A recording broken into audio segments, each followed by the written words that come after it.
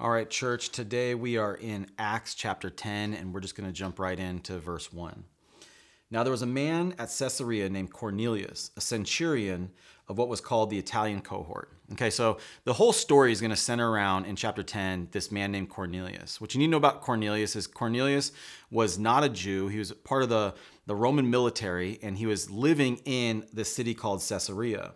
Verse 2, a devout man and one who feared God with all his household and gave many alms to the Jewish people and prayed to God continually. So we find out something really interesting about Cornelius. While he's not fully a Jew, he does believe in God. He's what the Bible calls a God-fearer. And these are people who had come to believe in the God of the Jews, but had not fully converted to him. And so Peter's kind of on the fence on what Cornelius is kind of on the fence on what he believes. And so he gets this vision. Let's read about it in verse 3. About the ninth hour of the day, he clearly saw in a vision an angel of God who had just come in and said to him, Cornelius. And fixing his gaze on him and being much alarmed, he said, What is it, Lord? And he said to him, Your prayers and alms have ascended as a memorial before God. Now dispatch some men to Joppa and send for a man named Simon, who is also called Peter. He is staying with a tanner named Simon, whose house is by the sea.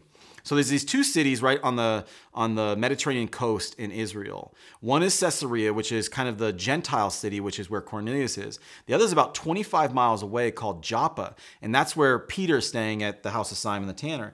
And so Cornelius gets this vision. He says, go find the apostle Peter. He has something I want him to tell you. And so Cornelius dispatches these men. Let's pick it up in verse 9. On the next day, as they were on their way approaching the city, Peter went up on the housetop about the 6th hour to pray.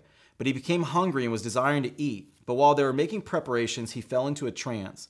And he saw the sky opened up and an object like a great sheet coming down, lowered by 4 corners to the ground.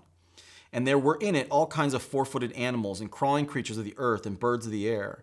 And a voice came to him and said, Get up, Peter, kill and eat.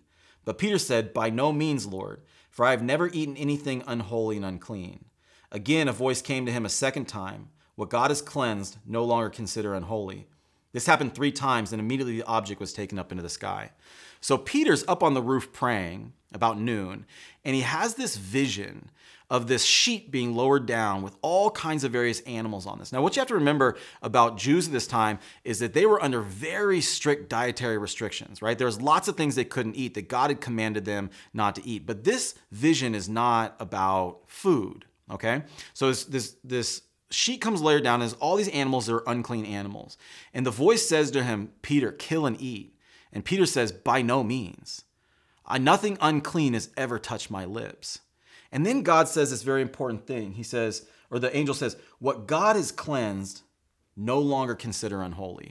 Listen, this chapter is such an important chapter. It's kind of like a hinge in the history of the church. This is really the point where the strategy of the church becomes not just to evangelize the Jews, but to evangelize the whole world. So you have to remember, in the Old Testament, God had commanded his people to come out and be separate. He wanted them to come out from the Moabites and the Philistines and the Amalekites and all the other people around them and to worship the one true God of Israel.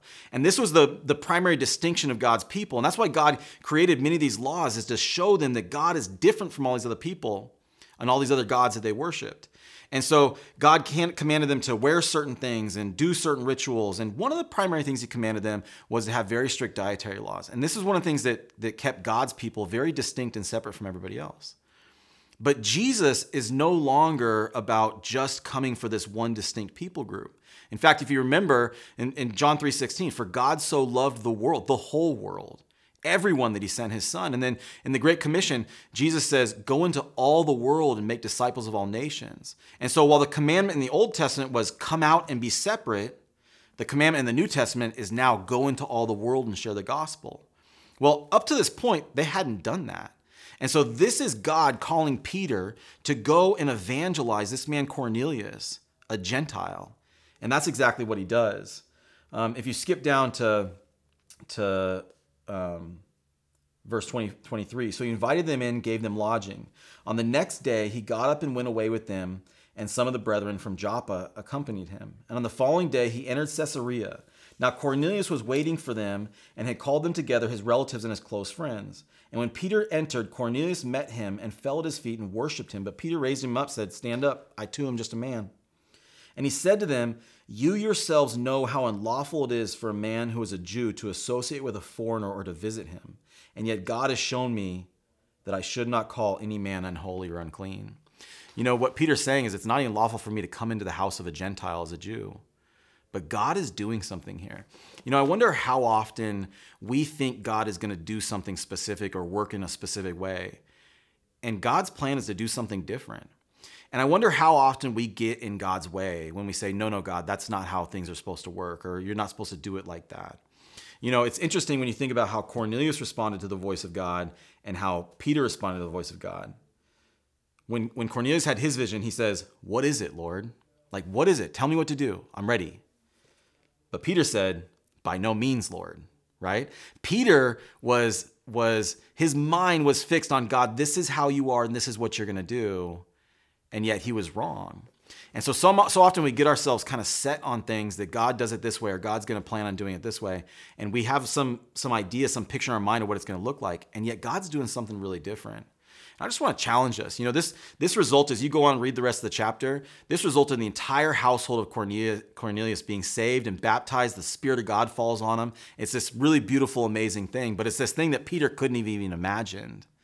And, you know, as we trust God and walk with him and follow him, God is going to lead us to some places that maybe we wouldn't go on our own, but they're going to be beautiful. They're going to be amazing, and we can trust him. God bless you guys.